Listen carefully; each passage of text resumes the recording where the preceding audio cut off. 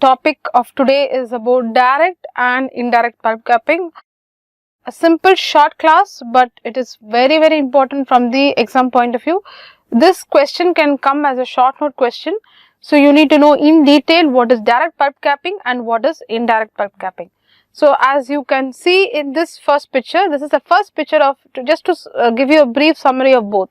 So what is direct pulp capping? Direct pulp capping when there is when you have prepared the cavity, accidentally you have exposed the pulp. A pinpoint pulpal exposure occurs while preparing the cavity in a clean, uncontaminated field. Then you have to apply a layer of calcium hydroxide or MTA as a pulp capping material directly onto the exposed pulp, okay, over which you place a layer of your glass ionomer and then as a base, and over which you restore the cavity with the composite as a permanent filling material. Indirect pulp capping in the sense there is a deep KD solution. For fear of exposing the pulp, you leave some amount of affected dentin. I repeat, you leave back some amount of affected dentin in the deepest layer of the pulpal floor, and then you place a layer of your calcium hydroxide or your MTA, which is going to stimulate your reparodentin formation, over which you are going to place your GAC, your glass ionomer as a base, over which you are going to fill the cavity with the composite. So the restoration of choice, if you are going to use a permanent filling material as composite, then definitely your GAC is going to be the base. The choice of your base is going to be your GAC. If you are going to use an amalgam as a permanent filling material, then your choice of base will change, which will become zinc phosphate or zinc polycarboxide. Okay. So now we will go into detail about this class, direct and indirect pulp capping. So what are the contents of today's class? We are going to see the introduction. We are going to see the difference between what is infected dentin and affected dentin. Only when you know this, what is the difference between infected dentin and affected dentin, you can understand the class in detail. So we will see that. Then we will see indirect pulp capping in detail. What is the definition, what are the indications, what are the contraindications, and in detail the clinical procedure. Same way for direct pulp capping, we see the definition, we see the indications, we see the contraindications, and in detail the clinical procedure. Okay. Then next, single visit direct pulp capping, how you do it with your calcium hydroxide, and what is the clinical procedure for multiple visit direct pulp capping with MTA, and then the conclusion. Okay. So this is going to be the contents of today's class.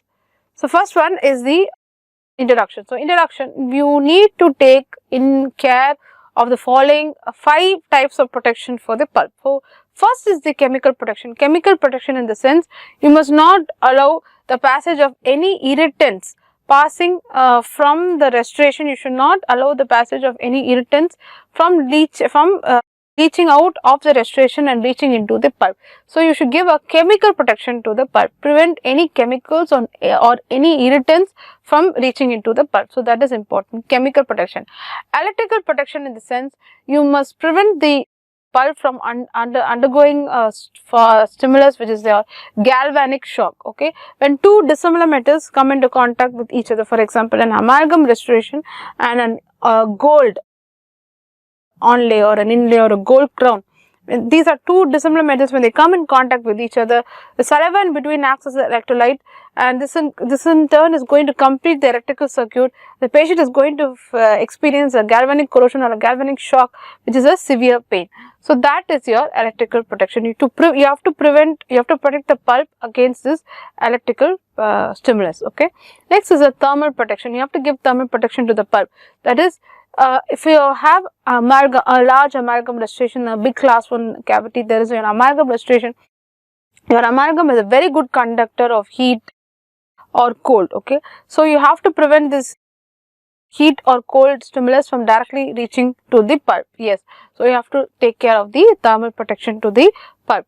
Next is the pulpal medication. So if it is a deep cavity, so you have to take care of certain cements. You have to place a calcium hydroxide or an MTA, which is going to stimulate the reparodentin formation and is going to heal the pulp. So yes, you have to take care of the pulpal medication. Mechanical protection in the sense, if you are using an amalgam it requires lot of condensation forces when it is condensed into that prepared class 1 or class 2 cavity. So you have to have a very strong base. You have to use a high strength base, in the sense you have to use zinc phosphate or zinc polycarboxide as a base, because only that cement can withstand the forces of condensation. So you have to give your mechanical protection to the pulp. Okay. So the pulp capping materials are placed between the deepest dentin and sometimes directly onto the exposed pulp and the restorative material to provide the pulpal protection or the pulpal response. So we will see in detail about pulp capping now. What you can see in this picture is a pinpoint pulpal exposure that has occurred in an MOD cavity. This is a MOD cavity. Okay. There is a proximal box on the mesial side as well as proximal box on the distal side. So that is why it is called as a mesio-occlusodistal MOD cavity. You can see the pinpoint pulpal exposure which has occurred here. Okay. Same way you can see this picture, pulp has been exposed because of the caries involving the pulp.